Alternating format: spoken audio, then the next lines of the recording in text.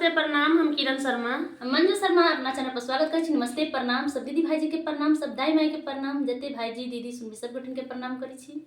और हम दोनों देवरानी जेठानी बहुत प्यारा से झूमर गीत गावे जा रहा है। अहाँ सब जरूर सुनब, कमेंट करके जरूर होता और खास करके जते यूट्यूब फैमिली दीदी सब छी कनी जरूर गीत के सुनबे कि बहुत मजेदार गीत है। और देखियो ननद के की कहे छथिन और दियादिन के की कहे छथिन सब जरूर अहाँ सब सुनब और कमेंट करके। खास करके तो देखबे कर छिए जेठ दियादिनी तो सबके अलग करावे पर रहबे करे छथिन।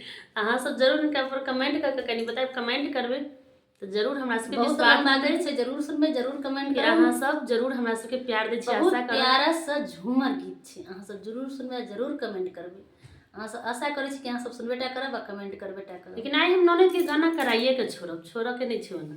ननद के भेजेबे, बहिन के बजेबे, सेहो सुन लेबे। तो खास हम चले आयल छी इनका, छोड़ के नहीं छे।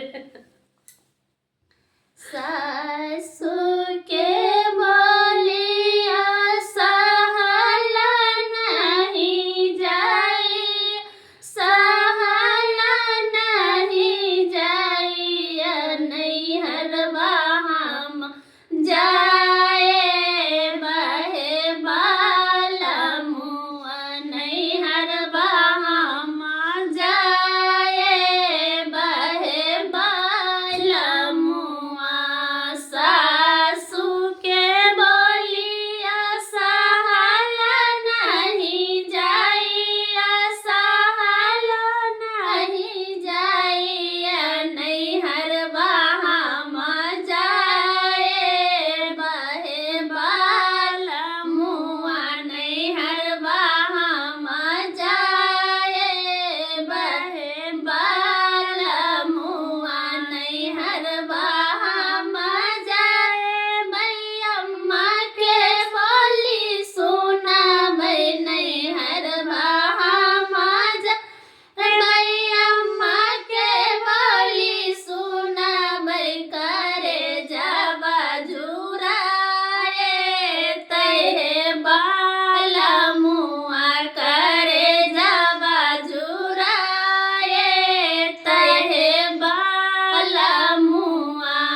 गोतनी के ओल्हना सहल नहीं जाइया, गोतनी के उलहन सहल नहीं जाइया, अलग हम कराए बहे बालमुआ, अलग हम कराए बहे बालमुआ, अलग हमारा बालमुआ संगे घूमबै, अलग हमारा बालमुआ संगे घूमबै, नाये नामा जुराए तहे बालमुआ, नाये नामा जुराए तहे बालमुआ, नाये नामा जुराए तहे बालमुआ। ननदी के नखरा सहल नहीं जाइया, ननदी के नखरा सहल नहीं जाइया, गो न कराए बहे बालमुआ, ननदी के